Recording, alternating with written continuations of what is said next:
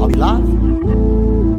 It's a live broadcast, we got 3 women bosses. Courageous conversation in EdTech is awesome. Telling you to speak your truth, there might not be closure. A little something Glenn Singleton probably told you. Dr. Winokur's the diva with the knowledge. Victoria Thompson, that tech life, she's all about it. Nearpod, FlowCab, Flipgrid, Microsoft. Book creator, Bunsey, it's kinda hard to say them all. Last but not least, we got Melody McAllister, talking pedagogy in the classroom, so turn it up.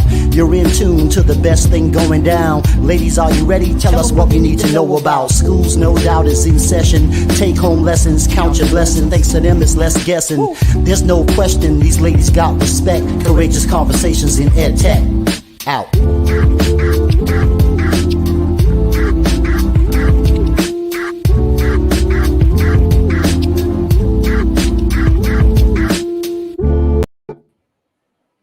Hello, everybody. How are you today? Welcome. Yes, I love that intro. Every time it comes on, I get so happy. Yes. It's great. Me too. But hello, everybody, and thank you for joining us. My name is Melody McAllister. I'm a mother, educator, author, blogger, consultant for a few of my jobs, and I'm so excited to be here with my co-hosts, Victoria Thompson and Dr. Eileen Winker. If you are just tuning in for the first time, we're so glad you're here. You can check out our previous episodes at bit.ly/MJMcAllieWrites, and I'll put that on the ticker very soon. We want you to check them out as they will help you understand that what our whole mission is about and how important it is to vet resources so curriculum does not cause trauma to any of our students, but especially for those who have been historically marginalized. We want to share a platform with educators and EdTech companies who have a mission of ensuring equity and anti-racist practices in the classroom and school communities in which they serve. Our last episodes have been focused on individuals and the EdTech companies they serve who have made equity and anti-racism a priority in their practices, products, and services. Tonight, we will feature EdTech leaders Ken Shelton, Holly Clark, and Alice Keeler, who are known internationally and their personal journeys of embracing anti-racist practices and how that has changed them personally and professionally.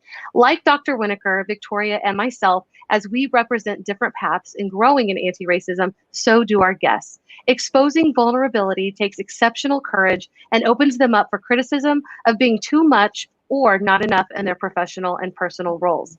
This is not for us to judge, but to honor everyone in their journey and willingness to share, learn, and grow as they represent those who are listening in.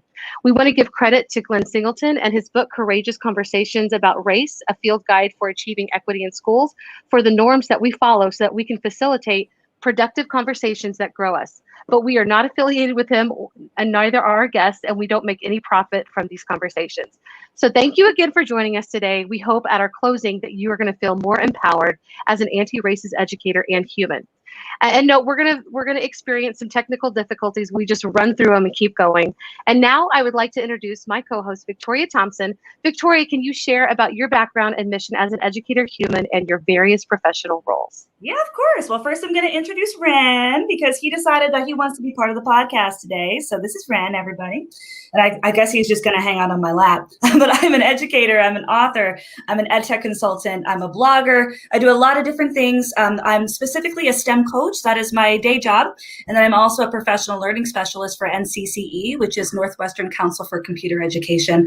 A lot of what I do with my work with educational technology and also in schools always has an anti-racism and equity lens, which means that I'm trying to ensure that all of our kids get all of the opportunities without being marginalized at the same time.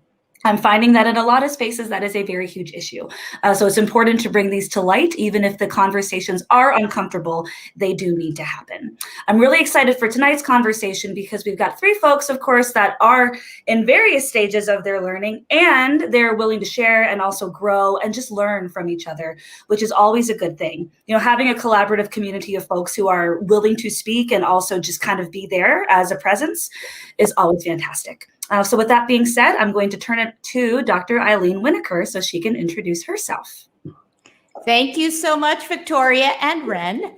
I'm Eileen Winker, and I've lived in Kuwait since 1984. I'm a professional development specialist supporting teachers globally, including refugee teachers. Prior to retiring in 2019, I was a teacher and administrator for 25 years.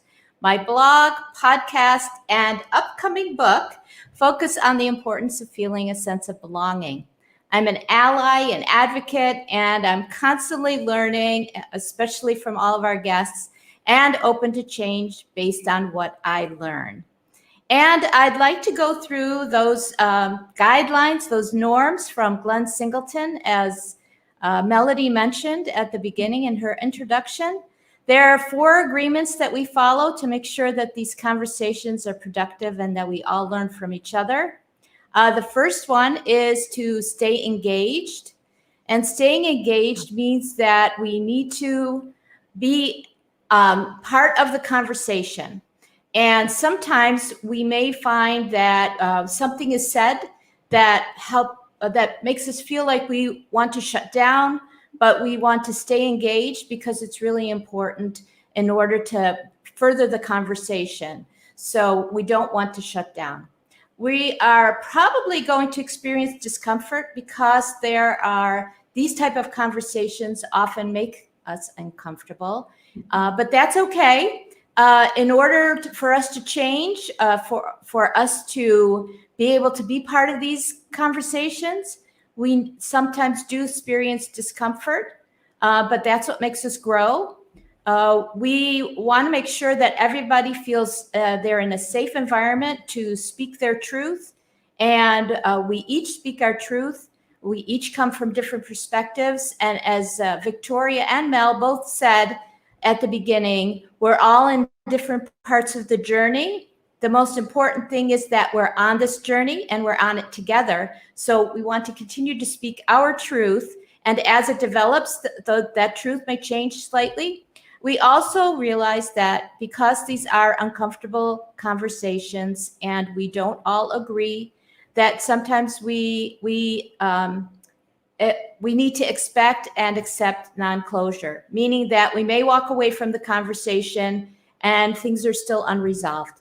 But that's okay because it's a journey and we're not stopping here. We will continue these conversations personally and professionally. And so I'm really excited to turn it back over to Victoria and Mel as they introduce our guests today. I'm so excited to meet them. Yeah, awesome. Melody, do you have anything to add before we do first question and we get to introduce our first guest? I am ready to go when y'all are. All right. I have everything. All right, so we are going to introduce they're all very special friends, but I was speaking with him this morning and I'm just really jazzed for him to be here. Ken Shelton. Yay! Hi, Ken. Why don't you introduce yourself a little bit? Perfect. Thank you all for having me here. And I love the fact that you're citing Glenn Singleton, his book, The Protocols. I think the protocols are fantastic. I actually, in a lot of the anti-bias and anti-racist workshops I lead, I recommend incorporating those protocols in all of our dialogue, period. I think it is, knowing his educational background, I think it's important to consider the effectiveness of staying engaged socially, morally, intellectually, and cognitively, if you will. Accepting spec non-closure, speak your truth, all of those things. I think it's important to recognize the value of engaging in conversations with those protocols, period, but especially with this. So for anyone on the call or who's watching that doesn't know me, my name's Ken Shelton. I'm a Los Angeles-based educator. I taught in the classroom in the Los Angeles Unified School District for 18 years.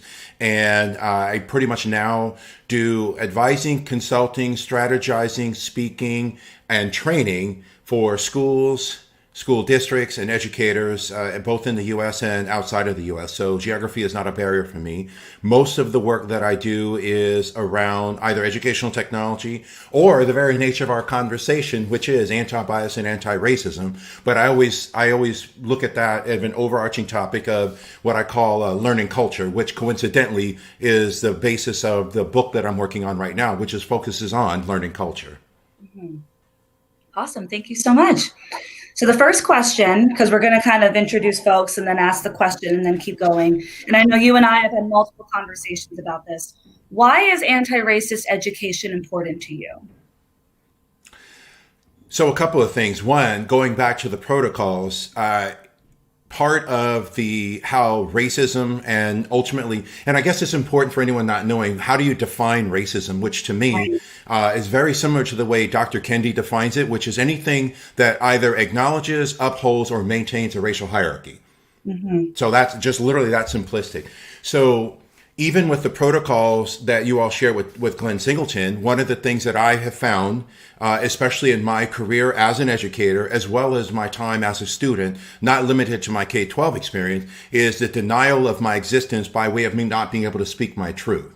Right. And so I think that when you approach the work, and for me, why is anti-racist education important? Because there's so many ways that education systemically upholds a racial hierarchy, whether it's the representations in the books that we read, the way history is told, and how many narratives and many voices are either intentionally omitted or pushed to the margins, the way our structures are set up that I can predict who's going to be successful and who is not going to be successful, the constant gaslighting in education around things like the only way you'll succeed is if you work hard, which upholds a myth of meritocracy. So for me, it is really the whole idea around anti-racist in education is twofold. It's the empowerment and liberation of those that don't realize that they are participating in a racist system. And for those like me who realize that part of my being able to realize my full potential is to dismantle the things in that racist system that have pushed me to the margins or have oppressed my voice and even in some cases my history. Word. Well said. Awesome. Thank you. Yeah. Every time we talk to you, it's just ever. All right. So now we're going to be introducing our next guest, which is Holly Clark. Yay. Hi, everyone. How are you? I'm so excited to be here, actually, and loved listening to what Ken said. Yes, we're excited to have you here. So why don't you introduce yourself a little bit? That way, if folks are listening, they can figure out who you are.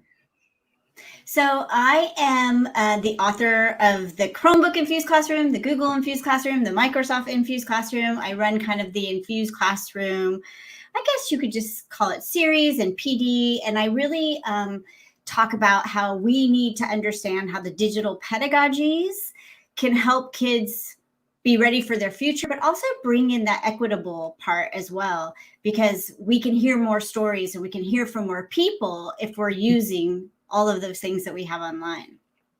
Yeah, awesome. So back to that question. So what does anti-racist education mean to you? / why is being an anti-racist educator important to you? Well, it's really important to me for many reasons, but I want to step back to the first time that I was in a classroom, and it was a long time ago, 1996 or 1997, and I walked into a classroom where no one looked like me. And all of the standards that I had to accomplish and all of the things that I had to do were based in like Emily Dickinson. And I looked around and I was thinking to myself, no one here, this isn't what I need to teach. And so I was told that year that my kids had the second lowest writing scores in the district. And outside, and it was around the time of Sister Act, and there's like a thing I do in my keynote where there's Lauryn Hill sitting there and she's doing all these raps and people are coming in and they're doing, I guess they're called riffs and coming in and out. And then my kids were doing that out in the yard. And I thought to myself, you guys are telling me these kids can't write? Do you hear them? They can write. You're assessing their writing incorrectly. Mm-hmm. They can do metaphors. They can do all of these things. So I sat down with these kids and I didn't even know what I was doing. And I looked at where their strengths were. And I looked at what things that I could build on that we could work with. And that was my like first kind of dipping my toes into something like this. And that year, they had the second lowest scores in the district. And by the time we were done focusing on their strengths, they had the second highest. And so it was that made me say, you know what, we need to not look at kids for what they can't do. And doesn't matter what race or who they are, but look at what they can do. And that will bring us equity. And then I looked at the stories I was being told I had to tell in history. And I just gotten done with college and read Howard Zinn. And I'm like, why am I not bringing Howard Zinn in here? Why am I having to teach these stories? And so those are the reasons why I'm passionate about it and why I think it's really important, because kids need to hear stories that reflect them. And that was a big change. Yeah. In fact, I never used the textbook again. Mm-hmm. I don't think I ever used it. I love that you, one, recognize those strengths, and then two, were able to realize that this is kind of like a byproduct of just all of the nonsense that goes on in schools, right? Like I feel the same with academic writing, rooted in a lot of supremacy, rooted in a lot of, well, this is the way it's always done. Looking at how your students are and who they are and loving them unconditionally, right? That's how we kind of begin that pathway to liberation. And that's how we really begin to think about our students' strengths and also what they can do. And if I can say one other thing, and this is very transparent and vulnerable of me, but I come from a family who doesn't understand systematic racism. And so I know what that sounds like. And I know what needs to happen in classrooms that reflect what I look like. Because if the stories aren't there and people aren't understanding, we're going to have the same sort of dialogue that there's no, I heard this every once in a while. I go to Fox News just to see what they're saying. And I heard Brett Hume saying just the other day, we're the least racist country in the world. And I was like, this is why we have to change stuff. Yep. Anyway, sorry. Absolutely. It's so hard, right? Because when we are doing this type of work, but then when there are folks that don't recognize that it's a thing, it just makes it that much harder. It really does. And it's as important in classrooms that look differently than the first class I was talking about, as in classrooms where everyone looks like me. It's as important everywhere that these voices are heard and shared, and we're not just reading F. Scott Fitzgerald all day long. Right. Exactly. Absolutely. Mel? Sorry. So Ken is sharing all these things private, and I'm trying to can you talk about them though? They're just too good for you to not talk about. I'll put them up, but do you mind going into it a little bit more deeply? I don't at all. I know we have another guest, so if you want, I can share it now, or I can just share them in within the context of our dialogue, because Holly and I talk all the time about what we're discussing here, and I just, again, things I'm including in the book. I took the red pill, metaphorical representation, and I see the whole thing for what it is. And I guess for the audience, I mean, what you see a lot, again, is the fact that a lot of folks, even to Holly's story, which is, it's a good story, but my caution is a lot of teachers will resort to a gaslighting tactic called spiritual bypass, which means that we'll just love and light it away. And a lot of editors say, well, I love my children. That's great. But if you're still operating within a colonized structure, if you're still, for example, one of the things I challenge a bunch of school leaders that I worked with a couple of weeks ago is I literally had all of them send me the student handbook and from all their schools. There were 3 times as many pages dedicated to punitive and disciplinary actions as there were to restorative and supportive action. And so the whole idea around, well, I love all of my kids. That's great, but you still are coloring in the lines. What you have to look at is, how is the system designed, and how might I be not only a disruptor within that system, but do it in a way that is empowering, uplifting, and liberating. And sometimes, yes, to Holly's point, which I brought up, it is in the books, but I'll give you all an example. One school district, they mandate teaching To Kill a Mockingbird. Okay. Almost all school districts do that. Now, here's my thing. Here's something that might surprise you all. I'm actually not for banning those books, believe it or not. What I am for is, if you're going to teach To Kill a Mockingbird, then you better have a paired text with it. Right. So for example, The Hate You Give, and then now engage in dialogue with students. First of all, ensure that it is a safe learning environment. So for me, if I'm in that learning environment, one, none of the emotional capital or intellectual capital should be offloaded to me as being the black student, for one. Yep. Number two, it's the time period. Okay, so this was written by a white author who grew up in Monroeville, Alabama, and wrote about this. This was written by a black female author, and then what's Angie Thomas's background? We're going to look at this one. We're going to look at this one. Now, how do we critically analyze the messaging within these time period pieces? Whose voices are represented in one versus the other? How are they represented in one versus the other? Who has agency in one versus who does in the other? And again, the whole idea here is, and this is where I think in education, people really need to take a step back and really analyze why exactly is it you're so vehemently defending something, when my whole thing is, how do you truly develop critical thinkers? You expose them to the whole story, and then you encourage analytical thought around that. Right. So that was why one of the things I shared is the whole idea around the spiritual bypass. It's very easy to say, well, I just love all my students. Yeah, that's gaslighting, because what you're doing is you're basically saying, if I just love you, then that'll make it all go away. And you're not looking at some of the systems and the institutionalized things that exist, that no matter how much you love your students, they still can be exposed to a disproportionate degree of disciplinary action. The suspension and expulsion rates still are disproportionately high amongst Black male and Latino students. You still are grading under a colonized structure. You still are stratifying. I mean, all those things. Yeah, you love your students, it's great, but you got to be able to analyze all those other elements as well. So there's love, and then there's unconditional love. The love is the gaslighting. The unconditional love is, okay, now I need to unlearn. I need to think critically. I have to think about systems. I have to question myself. I have to learn, right? So when I see an educator, that's cool, right? But that's not what we need, right? We have to think about the systems that our students are being put in. And that's, Holly, I think what you were doing as well. You know, just kind of being like, they're being graded on something that doesn't make sense, right? And they can write. Right, yeah, right. They can write. They might not be in this colonized way that the system wanted them to produce. Mm-hmm. Yeah. And I had educators say to me, well, I don't see I don't see color here. This isn't about and I was that's just as damaging. Color blindness is another type of gaslighting. It is a detour from doing the work.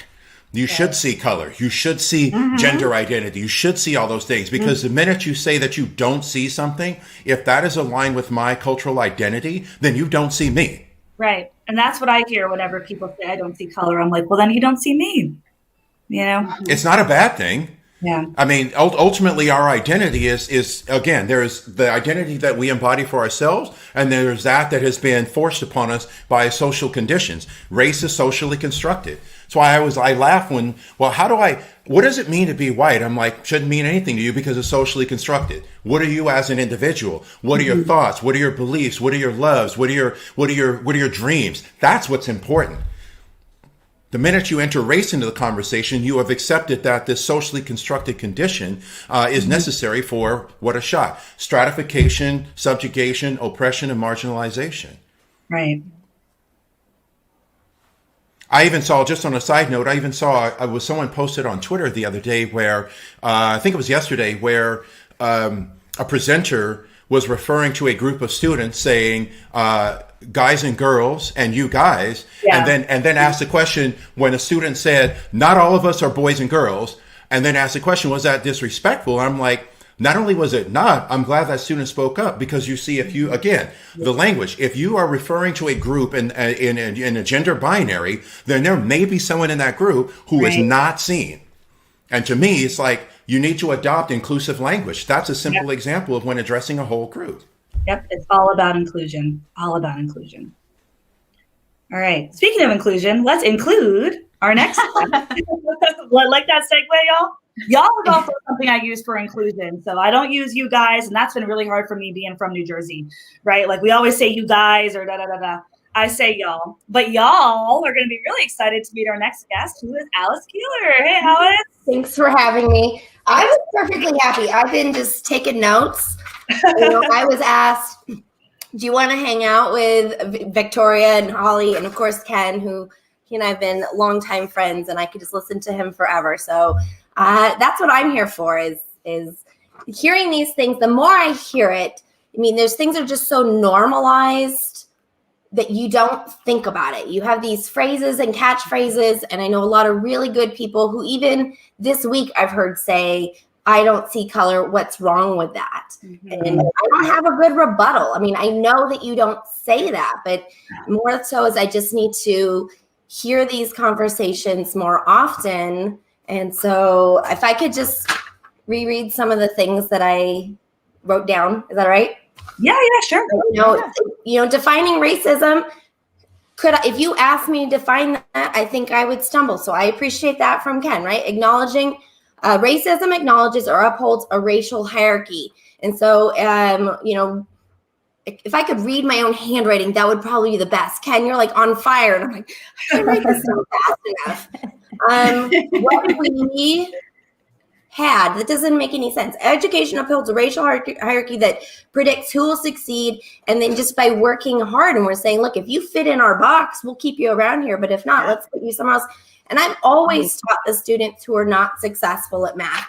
And this is my own thing that I wrote down. In math, we define what makes someone good at math. And I get so offended. I hear all the time, I'm not good at math. And it's like, we just define that for you. And it's a lie. It's like, of course you're a good writer. Like, I have a student right now, he just constantly codes in Scratch. And an email went out that said, this is a problem. We can't let this kid use the computer. He's just coding all the time. And I'm like, are you joking? Why don't we let's redefine what success looks for this kid. So I heard, and the grading is like my hot button. I don't understand why we continue this archaic system. So grading under a colonized structure is really true. And then when Holly says she doesn't use the textbook anymore, I've just been so frustrated using this textbook this year. Right.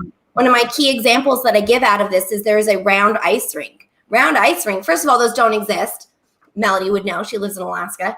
And then on top of that, like, I'm in Southwest Kansas. How many ice rinks are there? What kind of cultural experiences are we doing that's really relatable to kids and the students that we have? And the textbook doesn't know your kids. I think that's the real big problem, is whoever wrote this doesn't know the kid in front of you. Exactly. That's where I find a lot of my frustration. And a lot of people just don't recognize that racism is a thing. I hear that a lot. Victoria said that. Thank you. Right. Mm-hmm.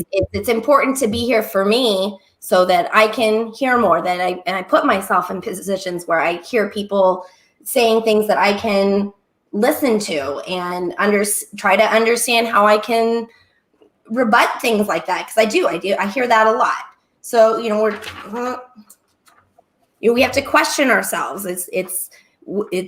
Is that what students need? Victoria said this, right? Think about the systems that they're put in. And again, with the I don't see color. Thank you, Ken. Colorblindness is another type of gaslighting. And so nothing that really spoke out to me was, is it disrespectful to speak up? Mm-hmm. I hear a lot of that, the kids being disrespectful. They're disrespectful. It's like, we teach kids not to speak up for themselves, to not stand up for themselves. And to me, that's the biggest problem, is not having a student voice for students and feeling that, our experiences, this is how I was taught, this is how I did it. It's hard to break out of that. When I grew up, it was disrespectful to say something back. In fact, my mom, she says that when she was a kid, her name is Carrie, Carrie, and she had a teacher correct her and says, when it's spelled this way, it should be pronounced Kari. And it was disrespectful to correct the teacher on how to say your name. But of course, to me, that's the ultimate disrespect, is not respecting what someone wants to be called. And so adopting that inclusive language and being willing to change phrases that you've always said, that is unbelievably hard. I took in a young lady who is trans, and to try and let go of he and she, it's hard. And you just have to be willing to say you're important enough. And so, anyway, I have a lot more notes, but I'm Alice. I'm a mom of 5 and I teach math. Yeah. You touched on this a little bit, Alice, and in the private chat, Mel, if you want to push it out, misbehavior or misinterpretation. This is one of my favorite resources that basically just talks about, is it an actual misbehavior, or are we misinterpreting maybe something that a student might want to say? Maybe the communication is just lost in translation somewhere. Behavior reveals a lot, but it also reveals a lot that sometimes we do not know. And also that people might not want to communicate to us, right? So you're more than welcome to push that out, but it's one of my favorites that talks about what Alice was speaking about, right? Like, are they really acting out, or is there a communication that we need to take care of? And it's that lack of that cultural competence too, because you can't be culturally responsive if you don't know the culture. I see so much culturally responsive this, culturally responsive that. If you don't know the culture of your kids, then you can't be culturally responsive. But anyway, I'll shut up and I'm going to turn it over to Dr. Eileen for question number 2. Sounds good. So I think all three of you have started to tell us about your journeys and the kinds of things that you're doing to ensure that you're anti-racist. But maybe for those who are watching and listening, because I've seen some of the comments that Mel has put up, that people are really trying to get on this journey with us. And so what kind of steps could you advise for them to start with? We've already said in previous conversations, they don't need to be big steps. Baby steps is a place to start. So I don't know who wants to start. Ken, do you want to sort of judge? Yeah, go ahead, Holly. Yeah, Holly, go ahead. I just want to say something before we start this conversation. I personally, and this is all about Holly, I have a problem with the word woke. Because a lot of people are trying to get towards being woke, or, you can get a Bitmoji that says woke, whatever. I don't believe as a white person, for me, Holly Clark, that I can ever be woke. It is a constant journey that I have to go on. I have to read. I have to have friends of different colors, or I cannot understand what I need to understand. And that's one of the first things that needs to happen. If you have a Facebook full of people, go look at them, and there are no people of color that are your friends. And that's being nice. That's me giving you Facebook friends in this thing. You can't grow and you can't understand. And I really wish we would take out the word woke, because I'm never going to be woke. Right. And it's totally overused. And again, it's a way for us to sort of say that we're on this journey, but then we're not really. So Ken, I think you wanted to also hop in on this question or talk about what, respond to Holly. Yeah. So I agree with Holly. I don't think there's such thing as being woke. I think there is a recognition that it's a learning process, and that and I always say in my workshops, it's a marathon, not a sprint. And right. I got news for you. There technically is no finish line. And I actually challenge educators that, you ask a group of educators, how many of you identify yourselves as lifelong learners? And rarely do you not see a hand go up. And I say, well, this is lifelong learning. And so if you adopt, which maybe we'll say for another conversation, which Victoria and I have talked about how I feel about the weaponization of the phrase growth mindset. But if you, that's a whole, going back to the very first question, that is a way that kids that look like me are gaslit every day. Oh, you just need to have a growth mindset. Really? In my under-resourced and over-exploited school, that you gauge my learning, to Holly's point. In fact, I did this with a school district where they had identified a subgroup demographic as being 2 grade levels below in their reading scores. And I'm like, okay, let's take a step back. How are the reading scores assessed? What's being assigned? And how much you want to bet that the students are not, the mirrors and windows, sliding glass doors. Their reading doesn't serve as a mirror. So I can't even connect to the context of what I'm reading. So it might not be a function of me not understanding it. It's a function of I can't connect to it to therefore show you or represent that I actually am understanding and comprehending what I'm reading in the first place. So with that being said, for me to be more informed is twofold. And then even to Holly's point, and even Caripple, grit. Again, save for another recording on, I could do a whole hour's talk on all the ways in which educators themselves, and even in some cases not aware, how we're constantly gaslighting each other with these buzzwords and these terms with no context and no understanding of the nuance that should occur within them. But to Holly's point, one of the things I always challenge educators, and I'll share with you all what I do for myself, is first, look at your PLN. Yep. That's the start. Okay. Perfect. Now, when you think in terms of who you learn with, who you learn from, and how you connect to folks, how diverse is your group? How many true, then I'm going to say that, how many true Black friends do you have? How many true friends do you have that their identity is aligned with the LGBTQ plus community? If they're not true friends, then you're not learning from others. You're not gaining a valuable understanding of their experience. And no, it's not the performative thing of, well, I'm going to go and find a friend. There has to be an authenticity and legitimacy to it. Now, as far as me being informed, I mean, I read and read and read. I haven't been able to maintain it this year, but I read a book a week for the most part, and I listen to podcasts. I have my own podcast with my boy D. Lanier. She's actually a regular guest on it, friend of the pod. Oh, okay.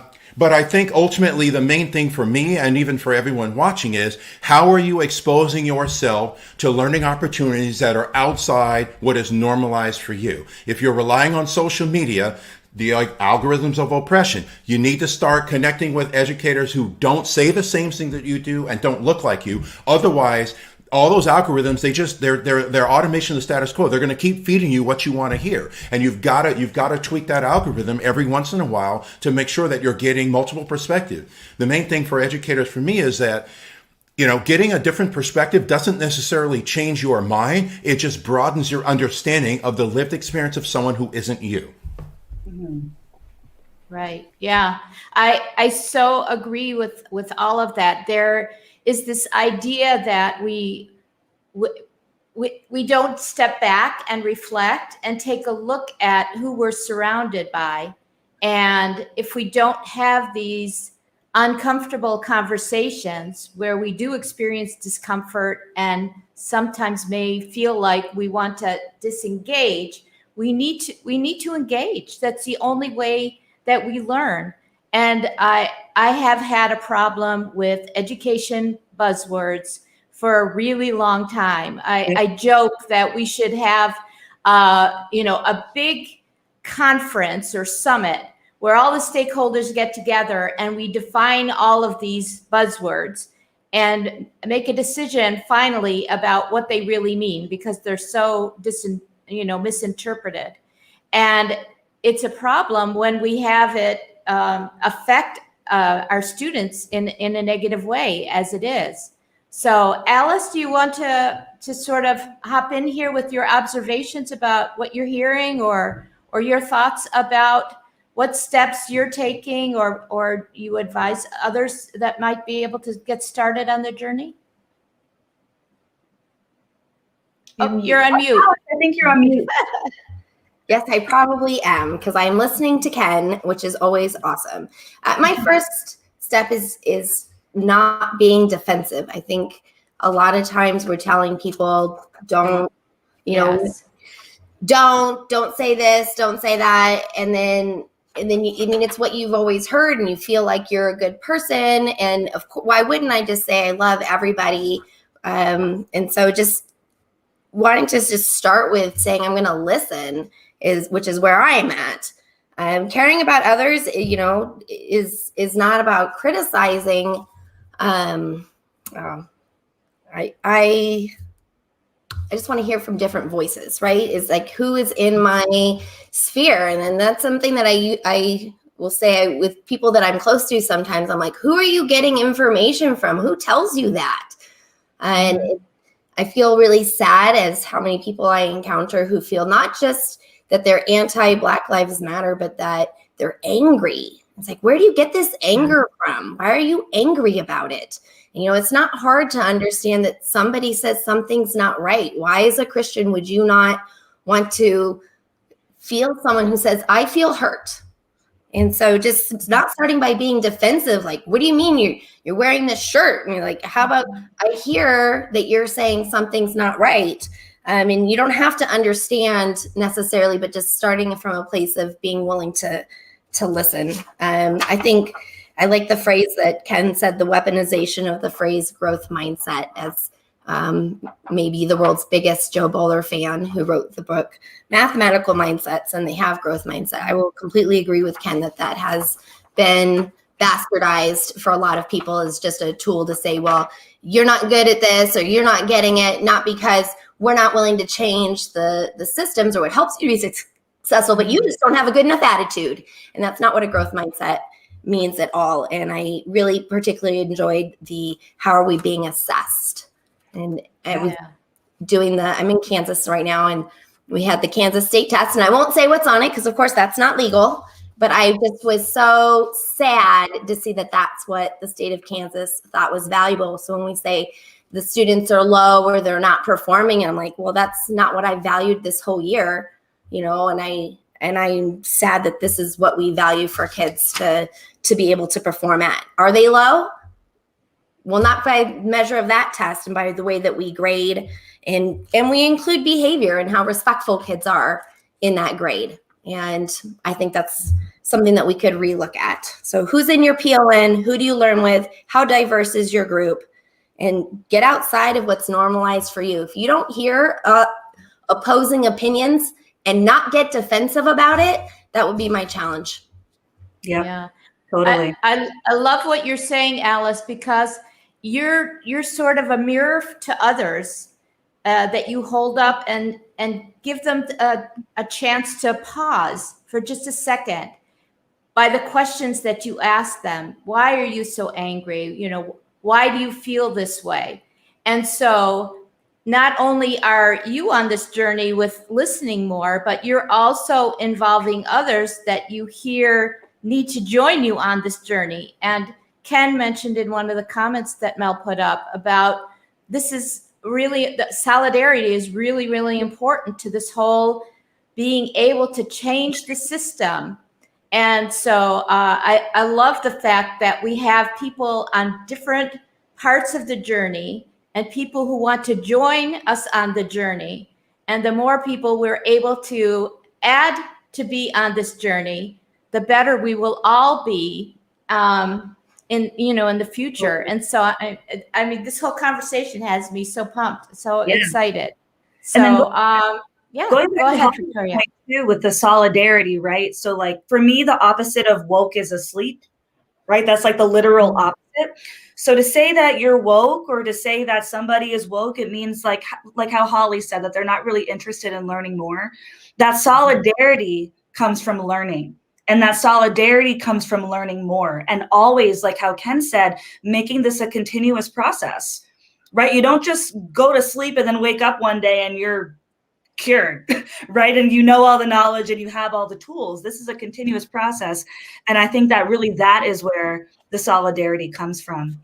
So speaking of solidarity, the next question is a bit of a sticky wicket, but when we do this type of work with anti-racism and also just with speaking our truth, it can impact our careers. And it's definitely impacted mine. I've had folks that refuse to work with me because I'm too blunt or I point things out and blah, blah, blah. And it's hard. So has this impacted your career? You can not answer. You can answer as broad as you want. It's completely up to you, either for better or for worse, right? How has, and I need you to stop growling because there's nobody outside. How has this impacted your career?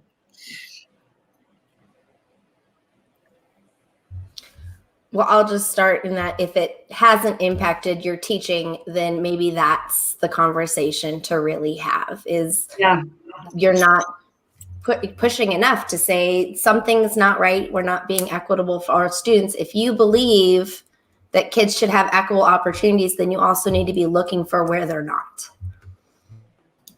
I will say I've almost been fired from schools because I wouldn't teach from the textbook. And I've left the school in Chicago because they said it's one or the other. And I can't teach only white stories about the white person doing all these great things. And so I made a really hard decision and said, I'll go this year because I can't do it. So that's how it affected. But that was like the best decision ever, as they all are, right? But I've gotten myself in a lot of trouble.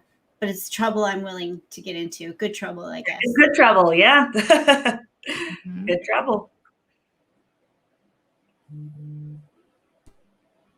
Okay, I'm unmuted. So I'm going to talk about how it's impacted my career and some of the challenges I face now. It impacted my career in several ways. So one, this is part of the reason why I'm no longer in the classroom. I still think there is an absurdly and offensively low volume or percentage of black male educators in classrooms. Mm-hmm. And so I know what it's like working in isolation, being the only one at every school. And this is where, so Victoria, I'm going to reveal a little something of a conversation you and I have had that I think is important for this broadcast. Yeah. If you look at the general demographic of speakers at conferences, we all know on this call what the representation generally is.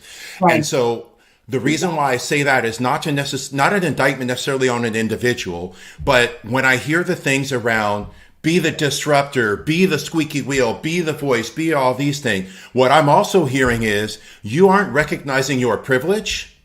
You aren't recognizing how your mediocrity has been rewarded, which is why you're on stage. And then further to that point, how irresponsible is it for you to encourage educators to use their voice and to do that, not knowing that use of that voice could actually be you putting a target on your back. And I know this because that was me. Now, my whole point with that is why I always encourage educators, know the context and the culture of the environments you work within. And when you recognize things that are problematic, do things that can either assert more power and more agency for your student or dismantle some of the things that are identifiable as oppressive or subjugation. Do it to the degree that you don't cause yourself to have to leave the profession, because we still need more of those voices, and know that you're not in it alone. As far as my challenges go, there's the things where, I've literally been told recently, oh, you're too radical, you're too aggressive. I'm like, it's only radical if it's an idea that you haven't been exposed to. Right. And so therefore, is it truly radical to think, maybe some things I've done require additional examination, additional thought, and additional growth? And so what happens is there's this desperate grasp to maintain the status quo, in some cases through complacency. It's what I call the pacification of PD. And then you just resort to what's radical. It's too radical. What would happen if I'm a student in class and I say, teaching me, because Holly mentioned like F. Scott Fitzgerald, teaching me The Great Gatsby is too radical. That's not aligned with something that my experiences and me growing up. Why do I have to read that? I'm not going to read it. What will usually happen? So my whole thing now, to be honest, is it's my voice. I've spent my entire adult life up until recently having to either silence my own thinking or silence my own thoughts, or constantly being told in varying ways, know your place, which is you're too aggressive, you're outspoken, you're this, that, the other. It's my voice. I'm going to use it. And I recognize that for some folks, you don't want to hear it. And for others, you do. Those that do and say, you know what? You've exposed me to something that I hadn't thought of before. My response is always, perfect. Now, how can we work on it side by side together? Because ultimately, it's not about me. It's about us as educators, and it's about us as education as an institution, that ultimately, how do we uplift each other and do it in ways where many of us are not on the same growth path. It's why I begin every workshop I do with one of my favorite poems. It's called An Invitation to a Brave Space. I've been in situations where safe space has been weaponized. And so the whole point there, and that's why I go back to the comment that Melanie shared, is the whole idea around solidarity. Yeah, I recognize there's some educators that are like, I'm just now starting off. Great. Tell me where you are, where you want to be, and how can I be an added resource, advocate, and even some cases a cheerleader to support your growth. Because ultimately, my success is your success is our success. And how do we measure it? I measure it. What's happening in the classroom? What is the student experience? Yeah. Yeah, that's so important. Now, I've been thinking, because I'm here in Kuwait, and of course, it's a different type of colonization here in the Middle East and this area of the world, this part of the world. And I think of the lack of language and the lack of English language, and also the idea or the perception that the West has the solutions. Right. And we need to look to the West in order to come up with the solutions. And so there is a huge problem with thinking that the minority are the ones that are going to solve. And I think it's just recently that this region has understood that in order to be able to solve our problems, we need people from within the community to contextualize, and I know that several of you have mentioned the context. So what context are we talking about, and how can we make sure that the voices who speak from that context are empowered, feel empowered? That includes our students, from how we pronounce their names, and also, what Ken was talking about, and I think Holly and Alice also, about students being able to feel that they can speak up without being told they're being disrespectful. And Right. that's, to me, is a teachable moment. If they are truly being disrespectful and not pointing out something that needed to be pointed out, then we take that teachable moment and allow them to speak. We don't shut them down because we tell them they're, because we're uncomfortable. And that's why I go back to Glenn Singleton's protocols, because again, if it makes us as teachers or as people uncomfortable, that's part of the learning process, right? Yep. In the uncomfort is where we find things that we need to find out about ourselves, and also things that we need to address. And if some injustice happens and if we don't feel uncomfortable, then to me, when I look at that, I'm like, that's a problem, right? That's a problem. And I think we can all in the rooms, in the virtual room, right, speak to that, where if an injustice happens and if somebody's okay with it, we sit and we're just thinking, why was that person not okay, right? Did I speak up? Did I say enough? What happened where maybe I could have intercepted? And there are spaces where we're not there, and it's kind of like he said, she said, or she said, or they said, like we don't know what happened. But in the instances where we are there, I'd like to think that we'd all have the opportunity to speak up and do what's right, because that's important. It's not just important for us, for our personal growth, but especially for the kids, because that's what it's all about. If we have good teachers, then we have good kids, for the most part. Yeah. 99% of the time. Yeah. Absolutely. There's a book that I'm reading right now. I think this is the American title, because the title is different in Britain and in the United States, but it's by Emma DeBerry, and it's called Twisted. And for those of you, if you haven't read it, I haven't finished it yet, but it is really eye-opening to how African hair is really the problem for us and what we see, and not necessarily color. And obviously they work together, but just her perception. And then she goes back and she talks research-wise and about colonialism. And I'm not doing her book justice at all, so please pick up the book and read it, because it gives us a different perspective completely on the origins of all of this. And I know, the Black Lives Matter movement has spoken about what happened before slavery. We need to go back and really look at the past history about what happened way before slavery and what was happening in Africa and other parts of the world, in terms of what our perceptions are. It's really an eye opener so far since I've started reading it. Mel, I just dropped in the chat because I know we've been talking a little bit too about just unhealthy policing in schools. There was a really good NPR 7-minute listen on the history of American policing and just kind of those origins. If anyone's interested, of course, you're more than welcome to read, listen, all that stuff. But, we talk so much about how a lot of this that happens in schools and also just period in our country happens from just unhealthy policing. So just the history of that, I think, gives some good context. So we have our very last question, which is sad because that means the podcast is about to end, but also happy because that means you get to come again, right? Because we always have an open invitation. But I'm just curious, and I know we all are too, specifically just with your current work, previous projects, upcoming projects, and just you being a human being. What is something that you've learned about yourself along the way just, when you started this journey to where you are now with all of the things that y'all are involved in, what is something that you've learned about yourself along the way?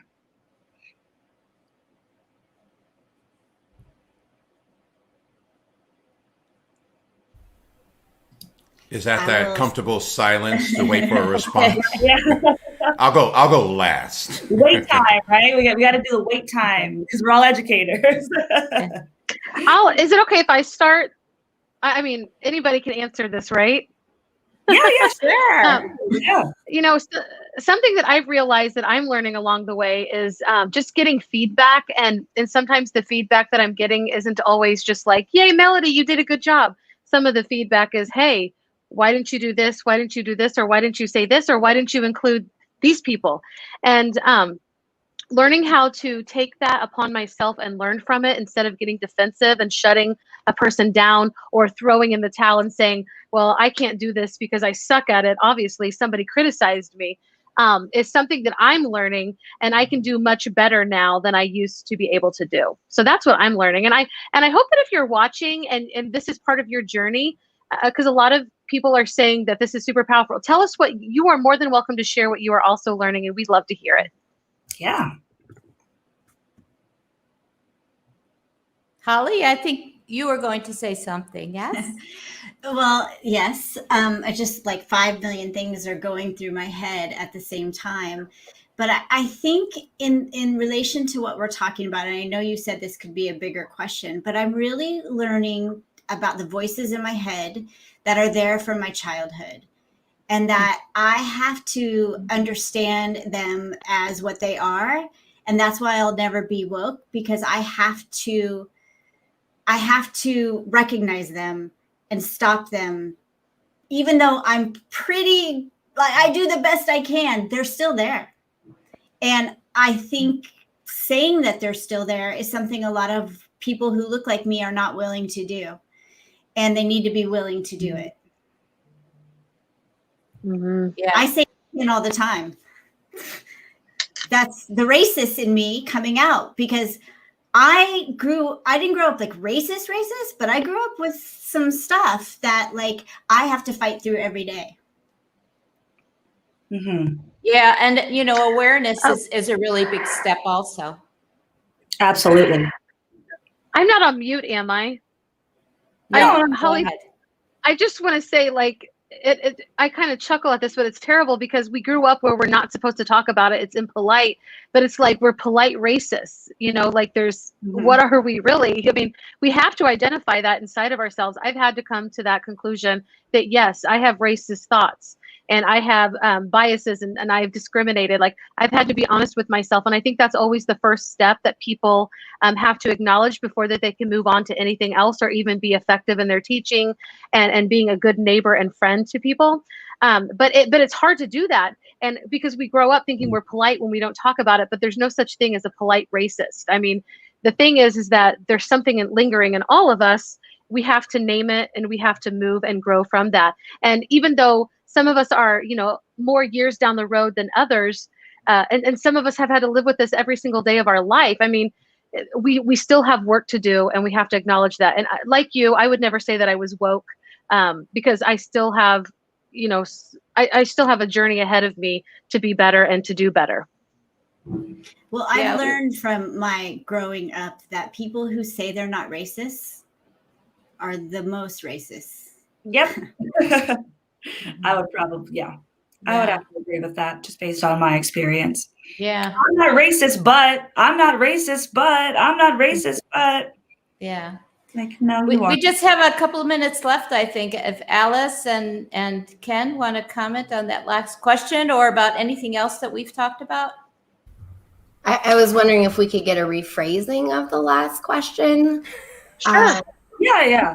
Go ahead and rephrase it. I feel like the phrase, what you've learned about yourself, says that you were fixed in a certain person at the beginning of existence, and then you're discovering yourself as opposed to constantly growing and changing. And I really just hope I'm just not the same person that I was before and say, well, this is who I am, as opposed to being open to being somebody that I want to be. Yeah.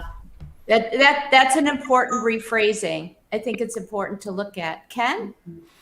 Okay, so just a couple of things. One, to the point that Holly was sharing, I think it's important for the audience to recognize that you can actively participate in a racist institution or racist system and not yourself feel or engage in willful intent of being a racist.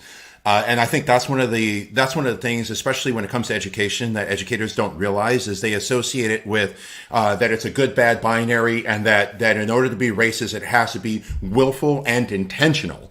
And that's where you get into the whole thing around, again, recognizing that just active participation in any system that acknowledges, maintains, and upholds a racial hierarchy is in fact being racist. And so for me, my main thing is before I go into what I've learned about myself, the first step I always tell educators is, one, you want to operate from a degree of where you don't necessarily feel guilt, because it's not fair to hold yourself accountable for something you didn't know of. My thing is, when you're introduced with new information, what are you doing with that? And it's why I always share the Maya Angelou quote, which, again, one of my heroes, that going back to Holly's story, I was never allowed, nor encouraged, nor offered the opportunity to read Maya Angelou in school, in K-12. Okay? Do the best you can until you know better. And when you know better, do better. So my whole thing is, when you have opportunities to expose yourself to different experiences, different narratives, different books, what I found, unfortunately, last June is a lot of educators were like, oh my God, this racism is a thing. What's a book I could read? And someone wrote a thing in, I think it was in a HuffPost, they're like, yeah, when black people experience pain, white people read a book. Like, that's a start, but there's more to it than just simply reading a book. It's like, interrogate your own thinking, interrogate your own actions. How am I upholding something and that I'm not even aware of it? And I think for me, what I've learned about myself along this whole way is that, like, honestly, real talk, I want my time back, because I have not been my whole true self for most of my adult life. And I want my time back, but I'm not going to get it back. I have more years behind me than I have ahead of me. So for me, again, it's recognition. It's what I would call a degree of personal liberation and personal reconciliation. This is who I am. I'm going to use my voice. My default is being supportive of educators. My default is being in a position to be an valuable asset, resource, and loving support of all of my friends, of which they're on this call. As Alice shared, I've been friends with Alice and Holly for more than 10 years. We're all different now, and that's a good thing. But there's also a reason why we're still friends. Right. Have I done problematic things? Absolutely. I think back to all the things I did early in my career where I was doing the things of blaming the individual without interrogating the system. I was the one who was like, here's a standardized test and we have to work hard. We have to do this. I did all that stuff. It doesn't make me a bad person, because I didn't know then what I know now. The difference is I had opportunities to learn and grow. And not only did I seek them, going back to the courageous conversations, I experienced the discomfort, I leaned into it, and now I know more, and now I can do better as a result of it. So for me, the whole idea is just how am I actively engaging in learning opportunities, whether it's books, podcasts, dialogue, anything, that I will continue to be a better version of myself as a result of my learning opportunities. Yeah.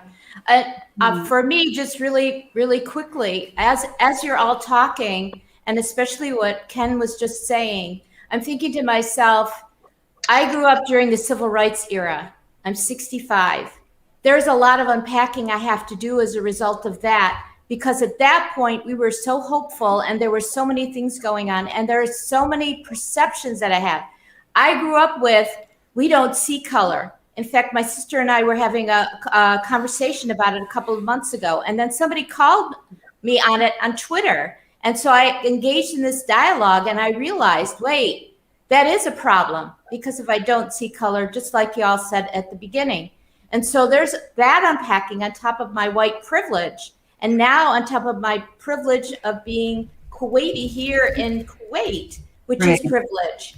And so, yeah, there's a lot of unpacking to do. So it's all a matter of listening, learning, and doing something about it when we do learn that new information. Mm-hmm. So I love that, Ken. That's awesome. Absolutely. Yeah. This was amazing. Oh my gosh. Can we just keep talking? Yeah, Ken, I muted myself. Ken, don't just say that out loud. Say it out loud. What you wrote in our private chat about educators. Mm-hmm. Well, it's a recognition of privilege. So Dr. Winokur mentioned the whole idea around recognizing my privilege. Listen, all of us benefit from privilege. And I think that part of it is acknowledging what privilege is and what we benefit from. So I'll give you all an example. I benefit from the following privileges. I'm a cisgender hetero male.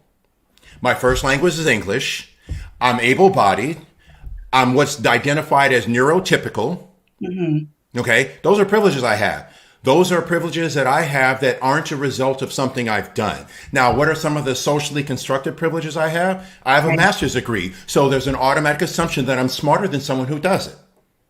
Okay. So me knowing those things means that when I enter a space of which somebody doesn't have the same cultural identity as me, doesn't have those same privileges, I now, thankfully, and it's still a work in progress, but I'm now more mindful of things like using non-gender binary language when I address a group.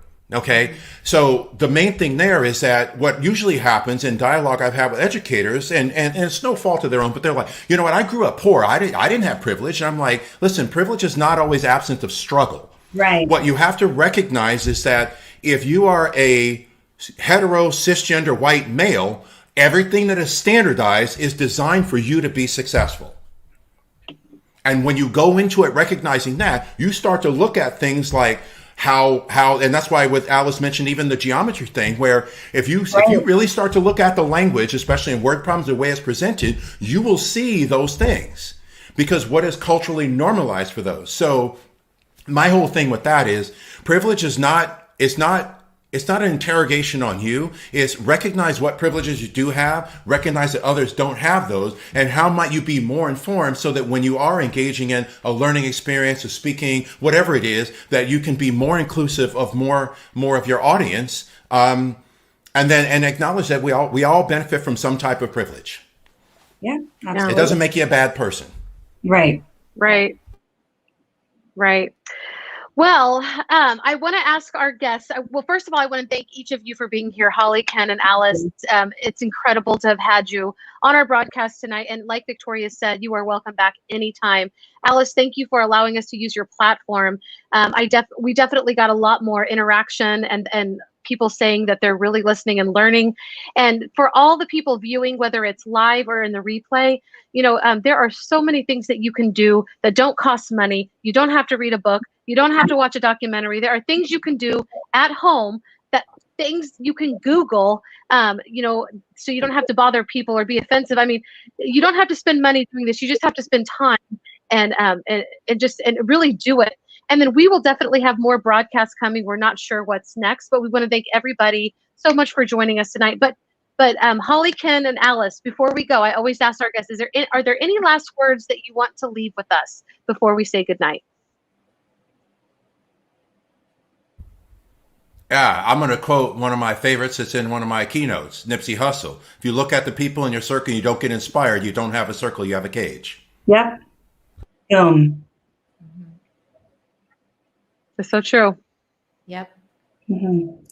I want to go off of what Ken, y'all are dropping all these good nuggets in the private chat, but I do think it's important just to highlight once more, and we've said this a couple of times, it's not the duty of a person of color to educate you, right? So if you want to ask for a trusted resource, or if you have a question, don't necessarily always expect a response back. Make sure that you do your due diligence on your own to research and grow and just kind of track out what that journey means for you. Because baby steps are still steps, but nobody is entitled to tell you anything. So just don't expect that when you are communicating with folks. Right. And that's why the Google is so important. Like you don't have to, Google it. It's all there. Ken, I have to say about a year and a half ago, maybe almost 2 years ago, you dropped spiritual bypass into my one of my Facebook posts, and I loved it. Like I can't tell you, that was like my whole culture was being spiritually bypassed, and it wasn't just about race; it was about literally everything. So I love that you mentioned that at the beginning. But you can Google that. You can Google things. You can Google people. You can Google ideas that you don't understand. Google is your friend. We're all in EdTech, so it's there. Yes. And I dropped a resource. I mean, it's quite comprehensive. They've got resources for adults, resources for educators, resources for kids, resources for violence, children's books, social emotional development. So if you want to push that out, you're more than welcome to. But I found this to be a gold mine when I'm working with folks and they're like, where do I go? But they don't necessarily want to offload the labor on me. This is a great place for them to start and explore. Thank you for that. Yeah. All right, Holly, was there anything that you wanted to add? I don't want to put you on the spot, but I also don't want to cut you off. So, all right. Well, thank you again, everybody. We will see you next time. Take care and be good to one another. Goodbye.